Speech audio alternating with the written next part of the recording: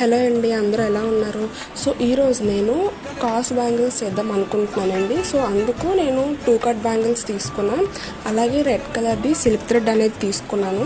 2 cut bangle కాబట్టి మనం 45 rounds అనేవి చేసుకోవాలి. సో నేను 45 రౌండ్స్ అని చేసుకొని దానికి ఎడ్జెస్లో చిన్నగా కట్ చేసుకొని నీట్గా లెవెల్ వచ్చేలాగా దానికి గ్లూ రాశాను. అలాగే బ్యాంగిల్కి కూడా గ్లూ రాసి ఆ థ్రెడ్ అనేది అంటిస్తాను.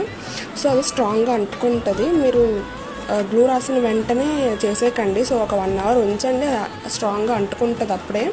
సో తర్వాత నేను తీసుకొని నీట్గా అనేది ర్యాప్ చేశానండి. ఎప్పుడైనా థ్రెడ్ ర్యాప్ చేసేటప్పుడు పైన ర్యాప్ చేయకండి, సైడ్కి వచ్చేలాగా ర్యాప్ చేయండి. మీరు ఏ లెంత్తో అయితే తీసుకుంటున్నారో ఎండింగ్ వరకు అదే లెంత్ ఉండాలి.